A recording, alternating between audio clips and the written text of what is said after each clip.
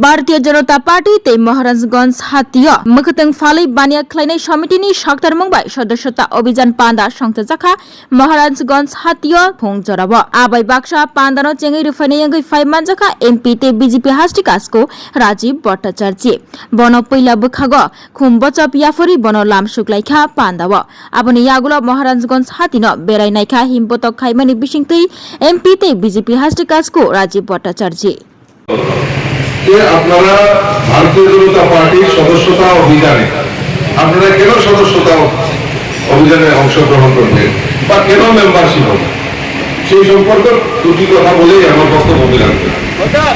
বন্ধুগণ, আমরা জানি 2014 সালে আমাদের ভারতবর্ষের প্রধানমন্ত্রী নরেন্দ্র মোদীজি হওয়ার পর আজকে প্রায় 10 বছর অতিক্রান্ত হওয়ার পর আবারও তৃতীয়বারের মতো দেশের প্রধানমন্ত্রী হওয়ার পর প্রায় 100 দিন নরেন্দ্র মোদীজির সরকারের হয়েছে। আমরা কি পেয়েছি, তার জন্য আমরা কেন মেম্বারশিপ করি? কারণ ভারতীয় জনতা পার্টির নেতৃত্বে সরকার এবং তার সঙ্গে ত্রিপুরার যে 2018 থেকে ভারতীয় জনতা পার্টির সরকার, এই ডাবল ইঞ্জিনের সরকার এই রাজ্যের উন্নয়নের জন্য যে কাজগুলি করেছে তার নিরিখে দাঁড়িয়ে আমরা আমাদের মেম্বারশিপ হব, সেই সংকল্প নিয়ে আমাদের কাজ করতে হবে।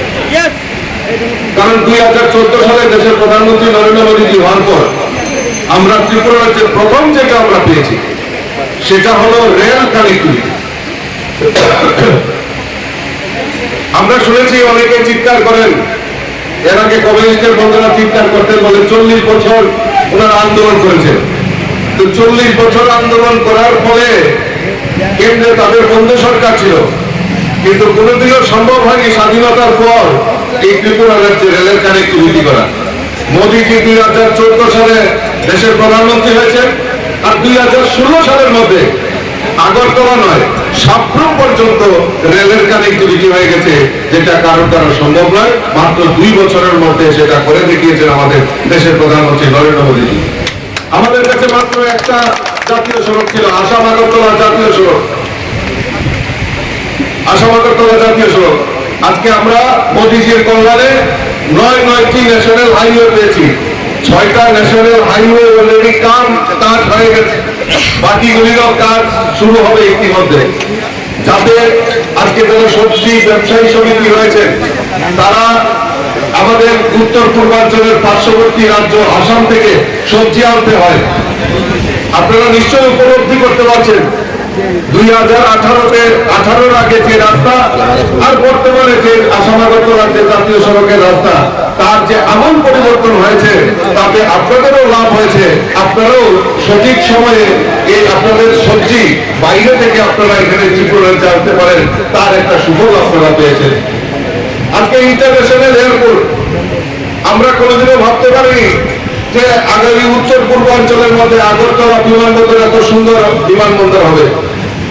ত্রিপুরা রাজ্যের যে বিমানবন্দর সবচেয়ে বড় এরিয়া নিয়ে উত্তর পূর্বাঞ্চলের মধ্যে আমরা যদি আসাম, আমরা মেঘালয়, মণিপুর, নাগাল্যান্ড আমরা দেখি, তার থেকে সবচেয়ে বড় এয়ারপোর্ট আমাদের এই আগরতলা বিমানবন্দর ইন্টারন্যাশনাল এয়ারপোর্ট। আজকে আমাদের পরিকাঠামো তৈরি হয়ে গেছে, যে কোনো সময় আজকে আমাদের এই ইন্টারন্যাশনাল এয়ারপোর্ট আমাদের তৈরি হবে, আর তাতে আমাদের এই রাজ্যের ব্যবসা বাণিজ্য থেকে শুরু করে অনেক কিছুর আমূল পরিবর্তন হবে।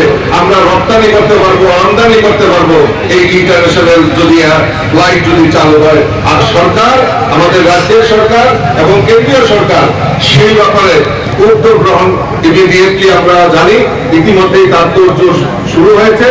আর শুধু আমাদের মোদীজির হরিঝন্ডি দেখিয়ে আমাদের ইন্টারন্যাশনাল এয়ারপোর্টের উদ্বোধন করবে, তার সুফল আমরা পেতে পারি। তার মূল কারণ হচ্ছে আমাদের দেশের যশস্বী প্রধানমন্ত্রী নরেন্দ্র মোদীজি। আজকে গতকালকে আমি এই মেম্বারশিপের অভিযান নিয়ে আমি যাচ্ছিলাম, কুমারঘাটে গিয়েছিলাম আগরতলা থেকে। আর ফিরার পথে আমার সঙ্গে একজন রেলের আধিকারিক উনিও বসেছিলেন। উনি বলছিলেন যে শিলচর আগরতলা রোডে বন্দে ভারত এক্সপ্রেস ইতিমধ্যে শুরুয়াতের জন্য তৈরি হয়ে গেছে, আর কিছুদিনের মধ্যে হয়তো আমরা বন্দে ভারত এক্সপ্রেস আমরা পেয়ে যাবো। তার একমাত্র কারণ হচ্ছে আমাদের নরেন্দ্র মোদী। এই ত্রিপুরা রাজ্যেও ভারতীয় জনতা পার্টির নেতৃত্বে সরকার আমাদের রাজ্যের মাননীয় মুখ্যমন্ত্রী প্রফেসর ডক্টর মানিক শাহ মহোদয়, ওনার নেতৃত্বে এই সরকার এই রাজ্যের গরিব মেহনতি মানুষই বলুন, এই রাজ্যের কৃষক বলুন, শ্রমিক বলুন, প্রত্যেকের জন্য কোনো না কোনো পরিকল্পনার মাধ্যমে এই রাজ্যটাকে এক ত্রিপুরা শ্রেষ্ঠ ত্রিপুরা করার জন্য কাজ করছেন। কিছুদিন আগে আপনারা দেখেছেন যে বন্যায়, ভয়াবহ বন্যায়, বিশেষ করে গোমতী, আমাদের সাউথ ত্রিপুরা এবং আগরতলার কিছু অংশ জায়গায় আপনারা দেখেছেন বন্যায় মানুষ ক্ষতিগ্রস্ত হয়েছে। এই ক্ষতিগ্রস্তদের পাশে দাঁড়ানোর জন্য আমাদের রাজ্য সরকার বিভিন্ন পরিকল্পনার মাধ্যমে কৃষক হোক, শ্রমিক হোক, রাস্তাঘাট হোক, বিদ্যুতের ব্যবস্থা হোক, পানীয় জলের ব্যবস্থা হোক, তার দ্রুততার সঙ্গে যাতে পৌঁছে যায় তার ব্যবস্থা, তার জন্য দিন রাত অক্লান্ত পরিশ্রম করছে। আর শুধু তাই নয়, আজকে রাজ্যের মানুষ একটা পরিবর্তন হয়েছে।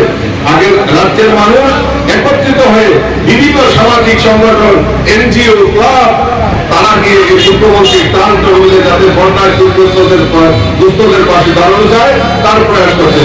গতকালকে আমার কাছে এই মহারাজগঞ্জ বাজারের কনভেনার সবজি ব্যবসায়ী সমিতি ওনারা গিয়েছেন, আলাপ করেছেন যে আমরাও এই বন্যায় ক্ষতিগ্রস্ত মানুষের পাশে দাঁড়িয়ে মুখ্যমন্ত্রীর ত্রাণ তহবিলে দান করতে চাই। এইটা আমাদের কাছে গর্বের বিষয়, কারণ ধীরে ধীরে আমাদের সমাজ ব্যবস্থা পরিবর্তন হচ্ছে, মানুষের কাছে সঠিকভাবে সঠিক সময়ে সমস্ত সুযোগ সুবিধা পৌঁছে যাচ্ছে, তাই মানুষ একটা স্বস্তির নিঃশ্বাস হয়েছে।